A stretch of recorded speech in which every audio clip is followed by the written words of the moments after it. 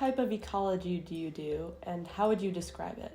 So I am a restoration ecologist. So I got my master's in ecology, but I apply those kind of overarching ecological principles to helping native habitats restore. So it's something that's been impacted. We'll go in and get the weeds out and plant natives and then make sure everything's recovering. Why did you choose to study ecology, and what was your inspiration? My mom was probably the one who influenced me to just care about the environment. She was always the one that brought us outside, took us to state parks, and went camping. All that kind of stuff was always her idea.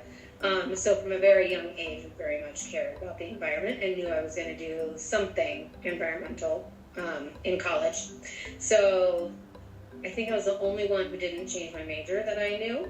I did environmental science and I loved it. And it was just a good fit from the beginning. And I took an ecology class towards the end of undergrad and really, really, really loved it. That was just like how to collect data about, the outside world. So since I loved science and I loved the environment, it was just that one made sense. So then I went on to grad school for ecology once I realized, this is my thing.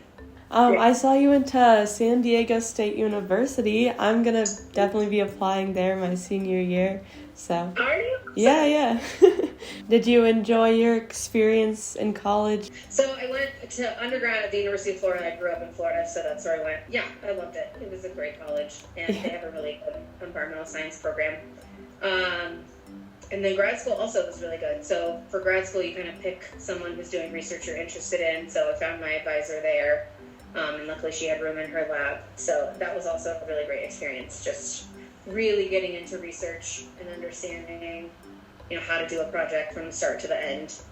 How has your work changed moving from California to Colorado pre-pandemic? Yeah, we lived in California, moved there for grad school, and then just stayed. So we were there for 16 years. And then almost 4 years ago, right before COVID hit, we moved to Durango. And that was really because there's just so many people in California. There's a lot.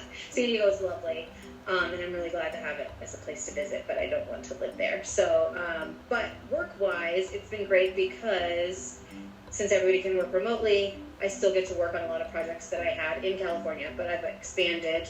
So doing work in New Mexico now, and Utah, and in Colorado. So get to learn a whole new ecosystem and a whole new region of the country.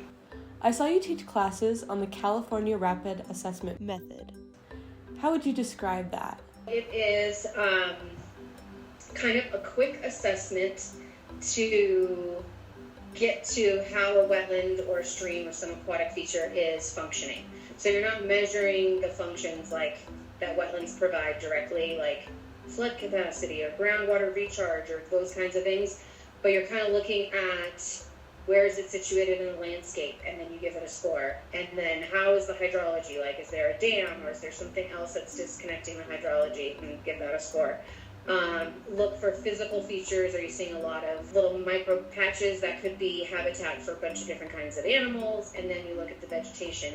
And anyways, there's a bunch of different metrics that you're looking at, but you're quickly giving it a score that you can wrap up and at the end say, this wetland is in good condition. It is not that impacted and is likely providing all the functions you think a good wetland would. Or this one's really impacted and it is in poor condition.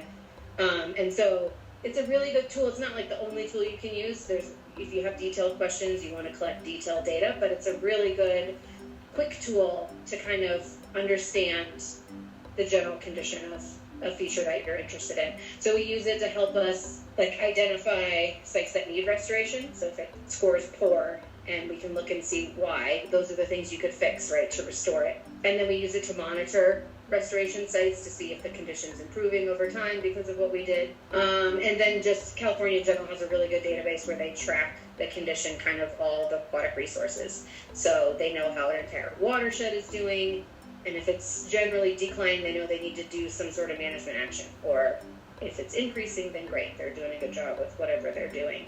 So yeah, I really like it. It is a different way of looking at wetlands. There's some legal definitions where people just have to say, based on the law, this is what a wetland is, and this method lets you look at it ecologically, right? The whole system, like what's around it, and how all that fits together into how it's working or not. Probably very important in keeping up a good environment and ecosystem. Yeah, not only to know just like where are our wetlands, but like how are they working? How are they functioning? Or not? Yeah, because that's an important piece too. Yep. What are some examples of how you would improve a wetland that maybe isn't up to a good standard or just is kind of declining? Usually using some of those tools, right, to understand like what is the problem, like what is happening. So sometimes it's surrounded by urbanization, and there's only so much you can do with that, right? You can't remove all of the stuff. So that could be one thing. Or if the hydrology's been affected, and you can figure out what that is, like there's a culvert that's too small and so the water's not getting in, you could fix that, right, to help more water get in there. There's also things you can do, actually change the topography.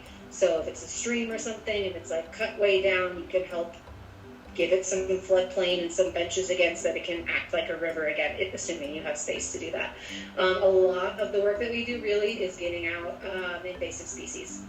So that's like the biggest thing is just removing all the weeds and then planting with natives. Reading more about you, I saw you worked at Homeward Bound. How would you describe that experience? We are about to leave for this big voyage to Antarctica in 2 weeks. It is literally exactly 2 weeks. So I finished the online program. So there was like a year-long online program by Zoom because there's people from all over the world that really dives into different leadership techniques and helping you understand what kind of a leader are you, where do you have weaknesses, where do you have strengths, and kind of help build us up from that perspective. And then it ends with this awesome trip to Antarctica. So I am slightly terrified about living on a boat for 18 days, but mostly really, really, really excited about the opportunity. I never thought I would go to Antarctica. So just to be there, be with all these incredible women, and make those connections, it's going to be amazing. Yeah. As a restoration ecologist for SWCA, how would you describe your work?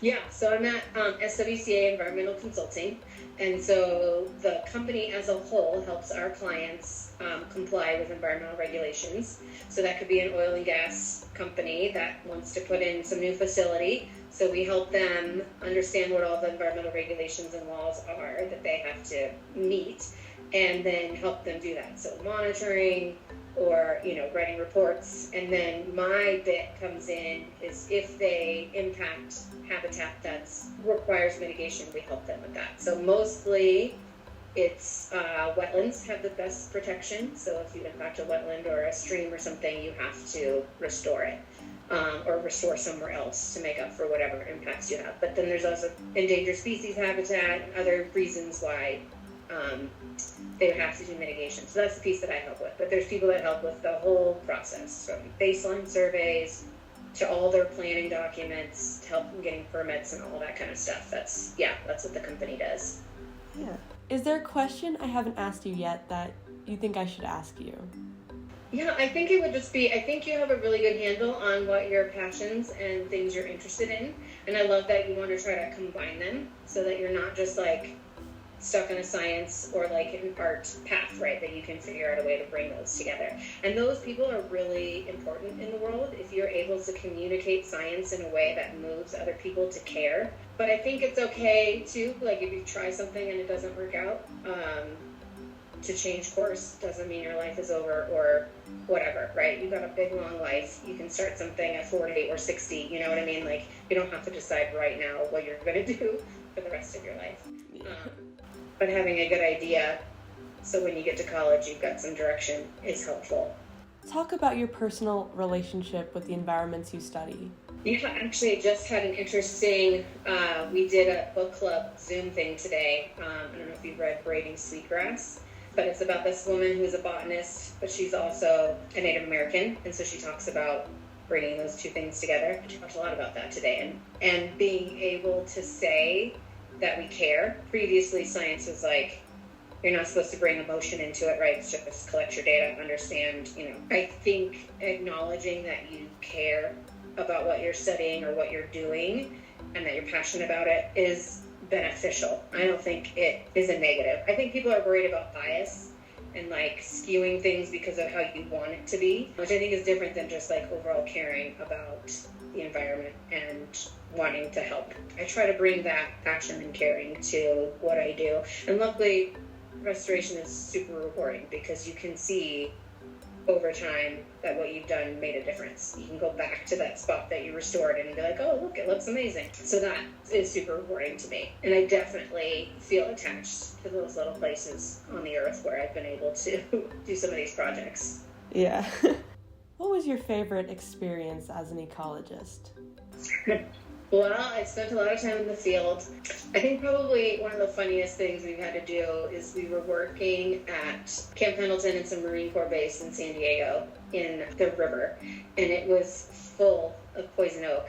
So we had to like suit up into like Tyvek hazmat suits so that we could get in there to collect data. So we were all walking around in like these giant like marshmallowy looking suits to get in there to collect data so that we didn't get just completely covered in poison oak. So I don't know, there's just like ridiculous things like that you find yourself doing. Yeah. I can't believe this is my job. But then there's lots of days too where it's just, you're just someplace that's absolutely gorgeous and they're paying you to like count flowers or something. And those are the days I'm just like, pinch me, I can't believe this is my job. Paying me to hike around and count flowers or whatever it is. Yeah, it's brought me to a lot of really cool places that I would never have been to otherwise. Thank you so much for coming on.